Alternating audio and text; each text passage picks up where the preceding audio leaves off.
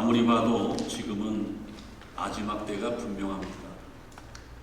이 마지막 때를 말세라고들 하죠. 성경에도 말세라는 말을 기록합니다. 이 말세에 목회하는 저로서는 지금의 세상이 정치적으로나 경제적으로나 사회적으로나 가정적으로나 볼 때에 상식으로 도저히 이해할 수 없는 극도로 타락한 세상이 지금 이 세상이 아닌가 그렇게 생각을 합니다.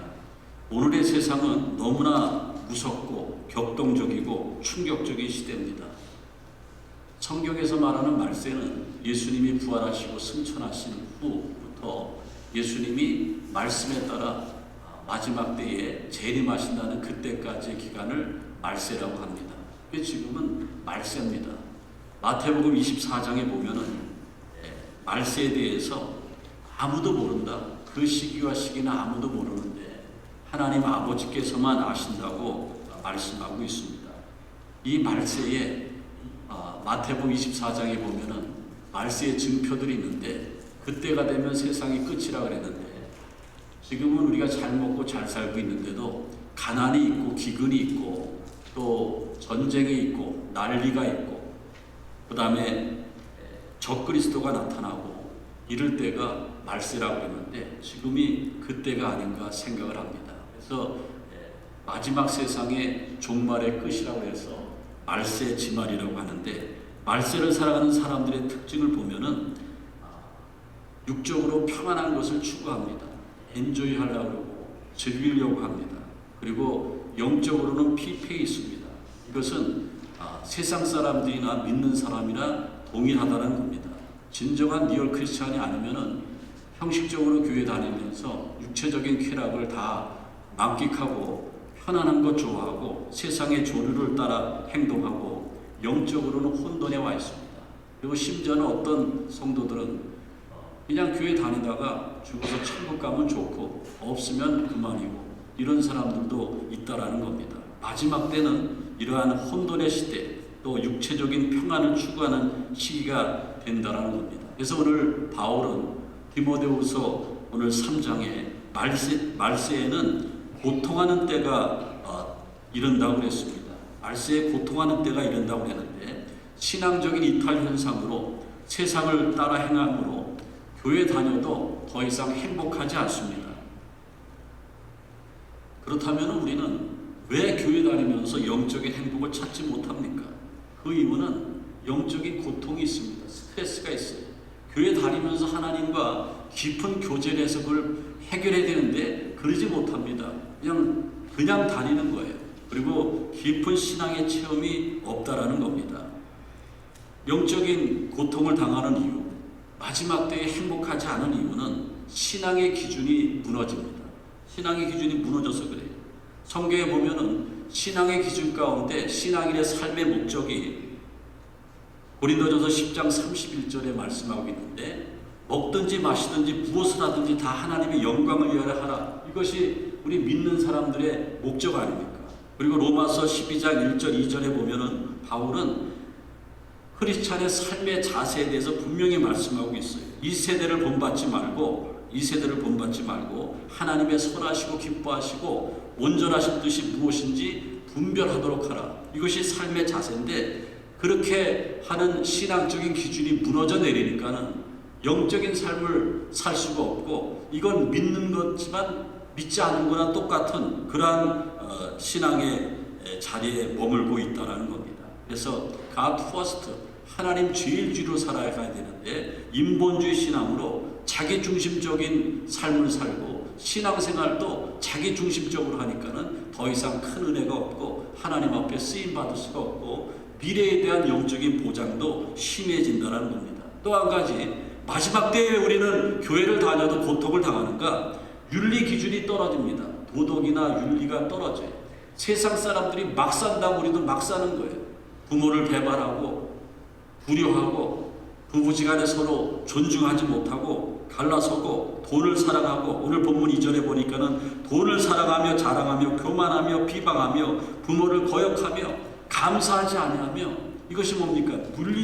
윤리적인 기준이 땅에 떨어졌다라는 거예요. 그것이 이제 고통의 시작이라는 거죠.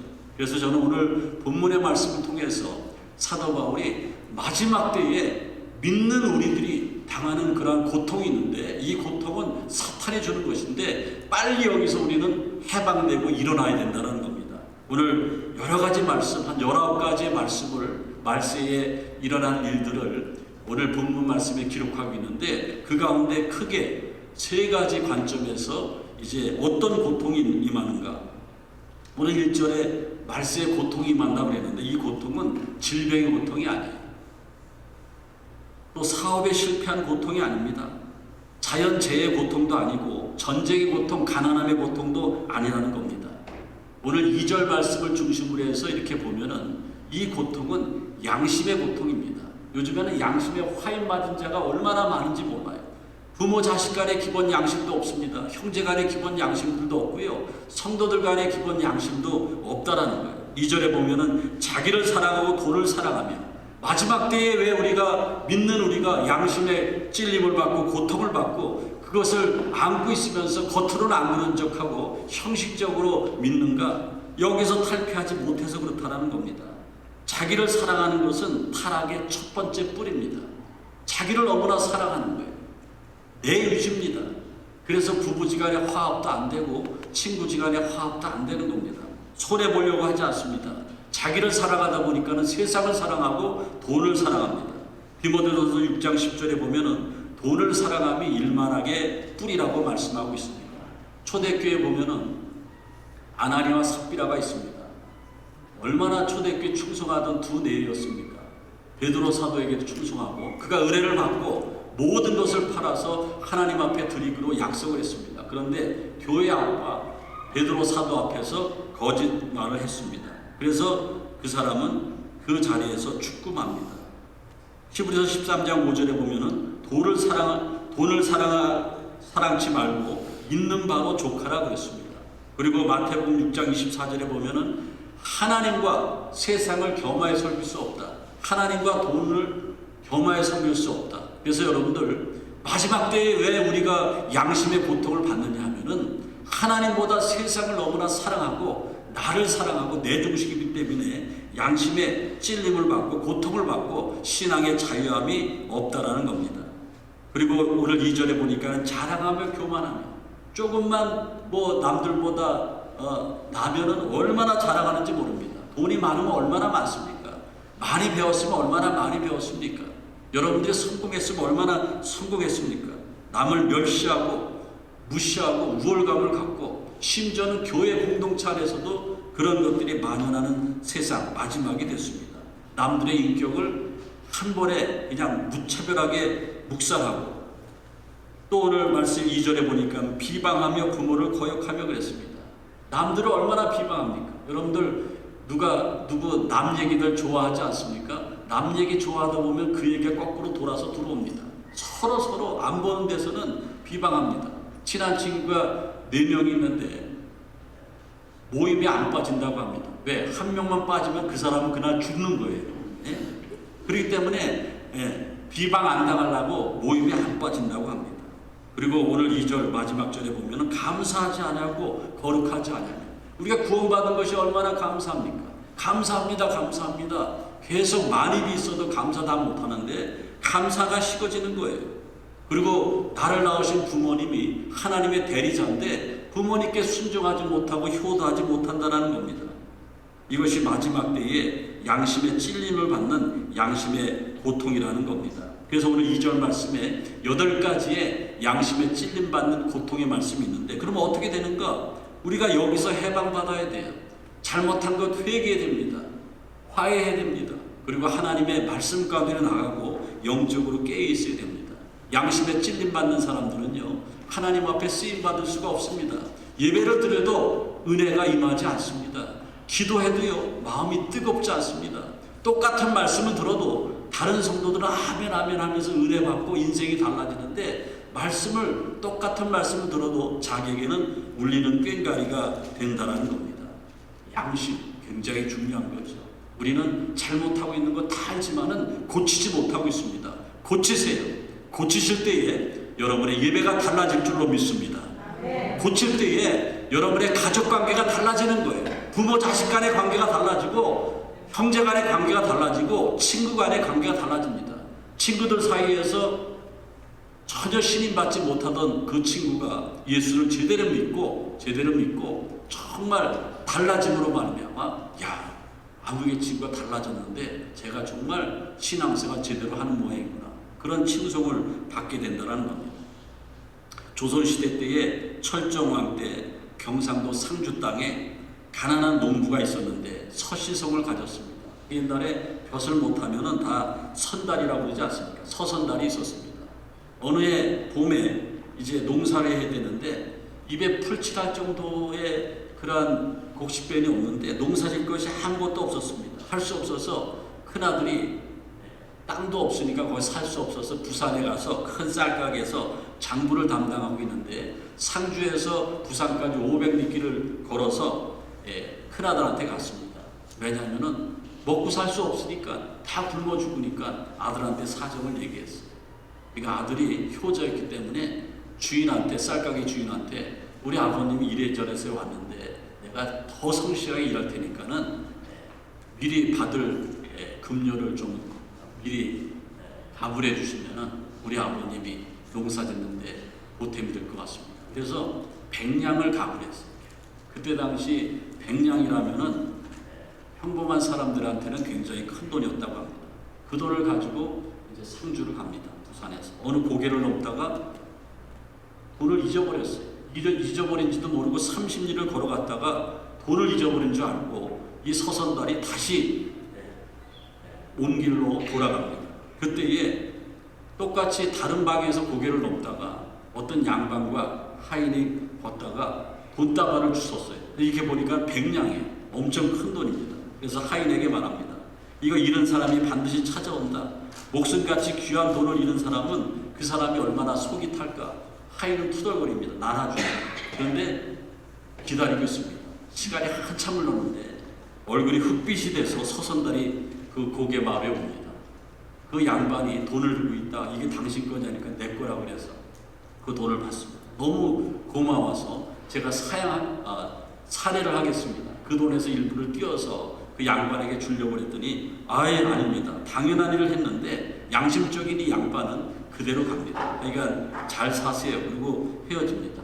그리고 이 서선달이 계속해서 상주를 향해 가다가 큰 강을 만났는데 강은 물살이 센데 어떤 소년 하나가 빠져서 허부적거리고 있습니다. 많은 사람들이 구경을 하는데 소년이 죽어가는데 구해주는 사람이 없었어요. 그때 이 서선달은요, 가난했지만 양심적인 사람이었어요. 사람들한테 소리칩니다. 자기는 들어갈 수 없고 하니까는 누구든지 이 소년을 구출해내면은 내가 가지고 있는 현찰 100냥이 있는데 이걸 주겠소 하니까는 건장한 남성이 확 들어가서 그 소년을 구출해냅니다. 살려냅니다. 그래서 100냥을 약속한 대로 그 건장한 남성에게 주고 어린 소년이 그냥 고개 숙여서 감사하다고 합니다. 그러면서 우리 집이 여기서 가까운 안동인데 안동에서 그래도 부자로 잘 삽니다. 제가 100냥을 다시 돌려드릴 테니까는 저희 집까지 가시죠. 이 서선달은 따라갈 수밖에 없었어요. 왜냐하면 돈이 없는 사람이니까. 따라갔는데 깜짝 놀랐어요. 정말 아주 궁궐 같은 집이었고 안동의 최고의 부자, 안동 권씨 부자댁이었고 그 소녀는 물놀이하다가 죽을 뻔한 소녀는 7대 독자 외아들이었습니다. 그런데 그 부모가 탁 나오는데 아는 사람이었어요. 고갯마을에서 자기 돈을 쥐어줬던 그 양반이 바로 권씨였습니다. 그 권씨 부자는 양반은 굉장히 겸손한 사람인데 뭐라고 하냐면은 당신에게 100냥은 전 재산인데 전 재산을 투자해서 내 아들을 살려놓은 거 내가 평생 갚아도 은혜를 갚지 못하겠습니다. 그러니까는 이 양심 있는 서선달이 뭐라고 하냐면은 아닙니다 어르신. 어르신께서 만약에 돈을 나에게 찾아서 돌려주시지 않았다면은 내가 무슨 돈으로 아들을 살려줄 수 있겠습니까? 다 어르신 은덕이죠. 서로 양심적인 사람끼리 만났습니다. 이제 헤어지는 마당에 천냥을 줍니다. 아주 큰 돈을 받아가지고 이제 상주로 가는데 그래도 성이 안 차서 안동 권부자가 상주 땅에 가서 많은 전답을 사줘서 그 서선달이 잘 살게 만들어줬다는 겁니다. 이 일이 임금에게 알려져서 이 두 사람에게, 양심적인 두 사람에게 임금이 후한상을 내렸다고 합니다. 요즘 같은 세상에 도무지 생각지도 못하는 일들 아닙니까? 착하고 양심적으로 살면 오히려 바보라는 것이 지금 세상 아닙니까? 특별히 믿는 우리들에게도 그렇지 않습니까? 오늘 성경은, 바울은 마지막 때에 너희들이 믿느냐? 하나님을 믿고 구원받은 것을 믿느냐? 그렇다고 하면 양심적으로 살아라. 부모 자식 간에 양심적으로 살고, 사람들 사이 양심적으로 살고, 너무 교만하지 말고 우쭐대지 말고 섬길 줄도 알라 그랬습니다. 마지막 때의 고통은 특별히 세상 사람들은 몰라요. 하나님을 모르니까. 근데 마지막 때에 믿는 자의 고통은 양심의 고통이 있다라는 거예요. 여러분, 양심의 고통 받지 마시길 바라고, 정말로 하나님과 화목하고 사람들과 화목해서 양심의 자유함을 얻는 복된 저와 여러분들이 되시기를 주님의 이름으로 축원을 드립니다. 그리고 오늘 4절에 보니까는 배신하고 조급하며 자만하며 쾌락을 사랑하기를 하나님 사랑하는 것보다 더하며 그랬습니다. 마지막 때에 바울이 말하는 고통은 뭐냐면은 배신하며 관계의 고통입니다. 관계가 다 깨지는 거예요. 너무 비양심적으로 살고 사랑하지 못하고 살고 자기를 사랑하고 세상을 사랑하고 쾌락을 사랑하다 보니까는 다 배신당하고 배신해버리고 만다라는 겁니다. 이스라엘 백성들은 배신을 잘하는 민족이에요. 그래서 하나님이 계속해서 징계하시죠. 선지자를 보내서 회개케 하고 권유하는데 그래도 안 돼서 결국에는 바벨론이라는 큰 나라를 통해서 이스라엘 백성들이 폭삭 망하지 않습니까? 예루살렘 성전까지 회파되고, 그리고 쓸만한 사람들을 다 바벨론의 포로로 끌려가서 70년 동안 노예 생활하지 않습니까? 왜? 하나님을 배반해서, 배신해서. 예수님에게는 12명의 제자가 있었습니다. 예수님의 공생의 기간 가운데 12명의 제자가 있었는데 그 중에서 가장 많이 배우고 똑똑한 제자가 가룟 유다였습니다. 근데 가룟 유다가 예수님을 배반하지 않습니까? 가까운 사람, 믿었던 사람, 사람으로부터 그런 사람으로부터 배신당할 때에 오는 그 모멸감, 좌절감 얼마나 큰지 모릅니다. 실망이 큰다라는 겁니다. 요즘에는 배신을 얼마나 잘하는지 모르고, 그리고 의리를 끝까지 지키는 사람이 없습니다. 여러분들, 의리를 끝까지 지켜야 돼요. 부모가 못할 수도 있습니다. 자식이 못할 수도 있습니다. 자식과 부모 사이에 그 관계가 어떤 관계입니까? 의리를 끝까지 지켜야 돼요. 여러분의 친구들이 있지 않습니까? 세상에서 살면서 친한 친구 3명, 내가 죽을 때 울어주고 내가 죽을 때까지 같이 할 친구 3사람 있으면은 그 사람은 잘 산 사람이라고 합니다. 그런데 친구를 배신하면 되겠습니까? 끝까지 의리를 지켜야죠. 유럽에 이런 얘기가 회자되고 있습니다. 유럽을 여행하는 중에 어떤 강변에 표지판이 있는데, 물에 빠진 사람을 구출하는 사람은 $5,000를 상금으로 줍니다. 그래서 그 두 사람의 친구가 유럽을 여행하다가 둘이서, 야, 둘 중에서 한 사람이 빠져 죽는 척을 하고 한 사람이 구해주면은 $5,000 받으니까 그거 가지고 유럽 여행 잘하자, 그런 거예요. 그래서 빠진 사람을 정하고 빠지게 했습니다. 그리고 진짜 빠진 것처럼 신용을 해야지 상금을 받으니까는 거의 죽을 지경이 됐는데 이 친구가 약속대로 자기를 꺼내주지 않는 거예요. 야, 너 뭐하냐 막 그러는데 안 꺼내줘요. 그냥 화가 나서 그냥 억지로 올라가서 멱살을 잡으려고 합니다. 그러자 그 친구가 뭐라고 하냐면, 친구 미안하네. 저기 팻말의 글씨가 작은 글씨도 있는데 우리 큰 글씨만 맞는데, 큰 글씨는 물에 빠진 사람 구해주면 $5,000 준다고 그랬는데 작은 글씨에 보니까는 죽은 자를 구해주면 $10,000,000를 준다더라. 내가 잠시 고민하는 중에 네가 화를 내고 뛰어 올라갔다. 예? 여러분들, 잠언서 17장 17절에 보면은 친구는 사랑이 끊어지지 않는 것이 친구고, 형제는 위급할 때 도와주는 게 형제가 아니라고 잠언서에는 말하고 있습니다. 요즘에 여러분들 진짜 친구가 있습니까? 배신 얼마나 많이 당합니까? 배신합니까? 그리고 배신하면서 그냥 배신합니까? 있는 역 없는 역 얼마나 다 하고 배신합니까?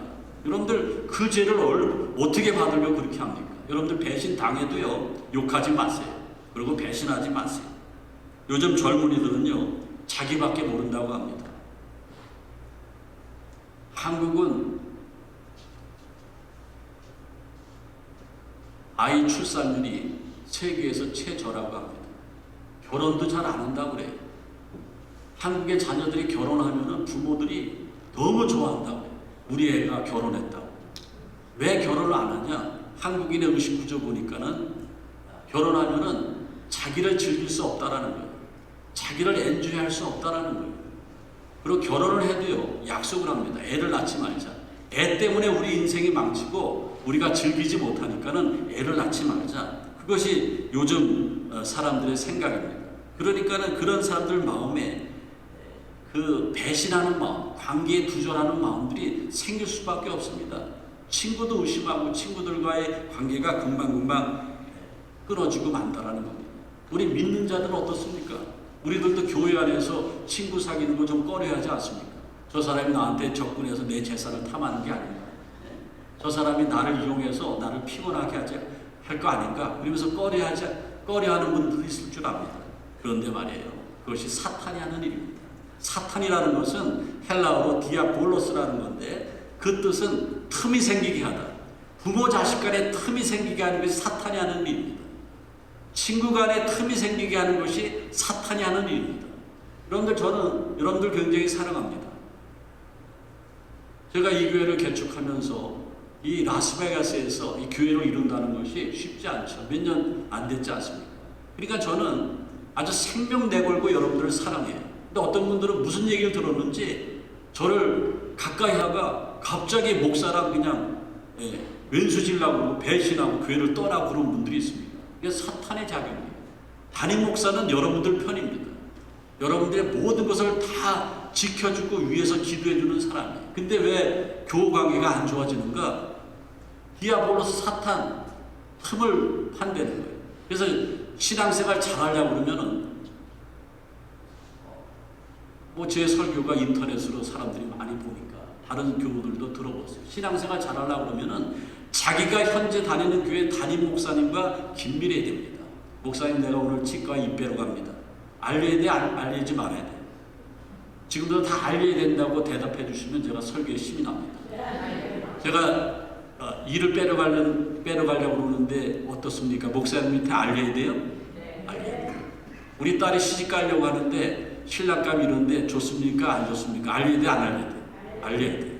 여러분들, 담임 목사는 다 여러분의 편입니다. 그리고 여러분처럼 다른 사람들한테 막 동네방네 떠들지 않습니다. 나만 가지고 있어요. 그런데 왜 신앙생활 잘못하는가? 목사님과 같이 하지 못해서 그래요. 어떤 사람들은 무슨 얘기를 들었는지 목사가 자기네 집 가는 걸 싫어해요. 제가 뭐 그 집 가서 물건을 들어옵니까? 네? 싫어합니다. 네? 그러니까 그게 사탄의 역사라는 거예요.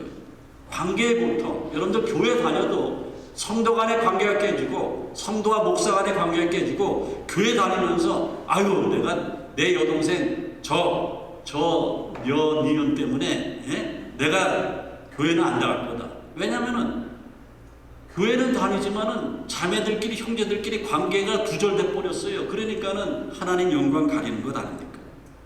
기억하세요. 하나님보다 나를 더 사랑하고 그리고 하나님을 믿는 우리의 신앙보다 내가 세상에서 엔조이하려는 것이 너무나 크고 그런 사람들은 하나님 바로 믿을 수가 없습니다. 자꾸 관계의 고통이 깨집니다. 친한 친구 같지만은 벽이 있어요. 어떤 사람들은 우리는 아주 몇십 년 지기라고 그러는데요. 제가 가차에서 보면 그런 것 같은데 멀리서 보면은 뭔가 있어. 몇십 년인데도 뭔가 있어. 왜 그렇습니까? 희생하지 않습니다.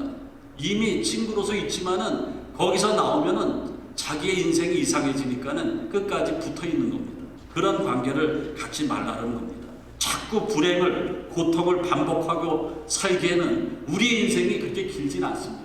하나님이 부르시면 가야 할 인생이라는 겁니다. 그리고 오늘 4절에 보니까는 자만하며 그랬습니다. 자만이라는 말이 뭡니까? 헬라어로 자만의 뜻은 자기중심, 허세를 얘기하는 거예요. 왜 우리가 신앙생활 실패합니까? 왜 교인들한테 인정받지 못합니까? 교회 열심히 다니는데도 자녀들한테 왜 인정받지 못합니까?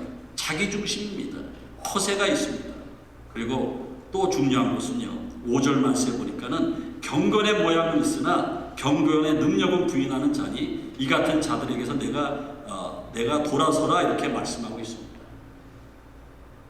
바리새인처럼 회칠한 무덤처럼 겉은 번들어합니다. 겉은 목회자요, 겉은 장로요, 겉은 권사고 집사요. 하지만 속은 그렇지 않습니다. 세상 사람들보다 더합니다. 그러니까 경건의 모양은 있으나 경건의 능력은 부인하는 자녀. 기독교는요, 체험의 종입니다. 여러분들 신앙생활 잘 하시길 바랍니다. 저는 한 번 아팠던 사람이고 이제 남은 목회 최선을 다해서 했는데, 저와 함께 신앙생활을 여러분들 정말 체험적인 신앙을 갖기를 원합니다. 제가 그것을 위해서 노력하고 있고 여러분들을 잘 섬기고 있습니다. 성령을 체험해야 되고 말씀을 체험해야 되고 남이 못 보는 걸 봐야 되고 천국이 믿어져야 되고 하나님의 말씀이 달아져야 된다는 겁니다. 그게 기독교인이에요. 그런데 경건의 모양은 있으나 경건의 능력은 부인한다고 그랬습니다. 말세의 경건은 쾌락을 사랑하고 자기를 사랑하고 그리고 경건의 능력을 부인하는, 저거 넘겨주면 좋겠네요. 경건의 능력은 부인한다고 그랬습니다. 그래서 말세의 세 가지 고통은 정리해 보면은 믿지만은 양심의 고통이 있고요, 관계가 깨져서 관계의 고통이 있고 경건의 고통이 있다는 겁니다. 그 사진을 보면은 안 넘어갔네요. 사진에 보면은 악동 뮤지션이라고 하는 한국의 남매 가수가 있습니다. 저 남매 가수는 오빠 이찬혁이 17살 때, 여동생 이수연이가 14살 때 2013년도에 K-팝 스타라고 하는 오디션 프로그램에서 1등을 했습니다. 근데 저 젊은 가수, 정말 어린 가수죠. 어린 가수가 지금 아주 대성공을 했는데 몽골의 선교사 자녀였습니다. 몽골에서 초등학교 과정을 보내는데 국제학교 영어학교 가려면은 너무 돈이 많이 들어서 엄마 아빠한테 홈스쿨링을 했습니다. 그러면서 한인교회 다니면서 형들한테 기타를 배웠는데 음악적 소질이 있어서 이찬혁 군이 엄청난 노래를 작곡을 합니다. 이수연이는 천상의 목소리에 너무나 노래를 잘하는 거예요. K-팝 스타에 나가는데 깜짝 놀랐어요. 여러분들 다리 꼬지마 이런 거 한번 검색해 보세요. 이찬혁 군이 작사 작곡했는데 얼마나 깜짝 놀라는 노래인지 모릅니다. 오랜 날 오랜 밤 몽고에서 그냥 밤에 별들만 보고 있을 때에 그런 때에 상상하면서 작곡한 노래고요. 사람들을 움직이는 게 철저한 크리스찬이기 때문에 하나님의 창조의 섭리를 알아서 사람들이 움직이는 게, 내가 손발이 움직이는 게 이게 내 자유자재로 되는 것이 아니고 하나님의 섭리라는 거죠. 그리고 최근에 슈트코, 제가 팬인데 어떻게 이별까지 사랑하겠어? 널 사랑하니까. 한번 들어보세요. 이 젊은 가수들은요, 그 가사가 세속적이지 않습니다. 그리고 얼마나 신앙이 좋은지 YG 엔터테인먼트에 들어갔는데 양현석 회장이 그 이찬혁 군에게 회식 자리에서 술을 권유합니다. 그 회장이 술을 권유하는데 그거 안 받을 수 있습니까? 안 받아요. 죄송합니다. 저는 술을 못 먹습니다. 그리고 크리스찬이라서 술을 안 먹기로 했습니다. 그리고 이수연이 되게 못생겼어요. 되게 못생겼는데 그 양현석 사장이 성형수술 해준다고 그랬어요. 노래 잘하니까 대성하라고. 그러니까는 나는 쌩얼이 좋습니다. 하나님이 주신 이 쌩얼을 가지고 나는 외모로 노래하는 것이 아니고 내가 마음으로 노래하겠습니다. 제발 코만 해라. 콧구멍이 보이니까 코만 해라. 안 합니다. 안 하고 있습니다. 여러분들 요즘에 한국에 제가 얼마 전에 서울에 가봤는데 여자들이요, 탐박이 미인이에요. 어쩌면 얼굴들이 다 똑같아요. 여자들이 코 수술했죠, 눈 수술했죠, 턱 깎았죠, 주름살 늘어폈죠. 그런데다가 그냥 포장을 해보니 화장을 해보니까 다 똑같아요. 사람들이 다 똑같아요. 제 아내하고 우리 딸만 얼굴이 틀리더라고요. 다 똑같아요. 요즘은요, 못생긴 사람을 찾아보기가 힘듭니다. 여기저기 막 뜯어 고쳤기 때문이에요. 그런데 마음이 중요하다는 겁니다. 예레미야서 17장 9절에 보면은 만물보다 거짓되고 심히 부패한 것이 마음이라고 했습니다. 경건의 모양만 있고 마음이 심히 부패하면 안 됩니다. 한국은 세계 성형기술이 최고라고 합니다. 예쁘게 뜯어 고치려면 한국 가면 돼요. 그런데 얼굴을 뜯어 고치고 고치고 외모를 뜯어 고치려면 의사를 찾으면 되지만은 내 마음을 뜯어 고쳐야 돼. 우리 믿는 사람은 우리의 마음을 뜯어 고쳐야 되는데 우리의 마음은 누가 뜯어 고칩니까? 유명한 성령외과가 뜯어 고칩니까? 천만에 만만해. 마음은 내가 뜯어 고쳐야 돼. 내가 하나님 앞에 두 손 들고 엉엉 울면서 죄인됨을 고백하고 회개하고 용서함 받고 변화받을 때에 내 마음이 천사의 마음이 될 줄로 믿습니다. 이제 오늘 말씀 마치겠습니다. 마지막 때 우리가 예수 믿으면서 잘 믿어야지. 잘못 믿기 때문에 이건 교인도 아니고 세상 사람도 아니고 그렇게 된다는 거예요. 그래서 고통이 따르는 것이고 내가 이런데도 교회 다녀야 되는가? 다 여러분의 문제입니다. 적극적으로 하나님을 찾으시길 바라고 양심의 관계를 깨지 마시길 바라고 사람들과의 관계를 돈독히 하시길 바라고 그리고 경건의 모양만 갖는 것이 아니고 진정으로 하나님을 섬기며 경건할 때에 우리가 마지막 때에 살아갈 때에 허송세월하지 않고 하나님 중심, 교회 중심, 말씀 중심으로 행복하고 복된 생활을 할 줄로 믿습니다. 하나님 감사합니다. 오늘 주신 말씀 기억하면서 저희들 마지막 때에 말세에 고통당하지 않게 도와주시고 마지막 때가 되면 될수록 더 행복해지는 우리들의 삶이 되어지게 도와 주옵소서. 예수님의 이름으로 기도하옵나이다. 아멘.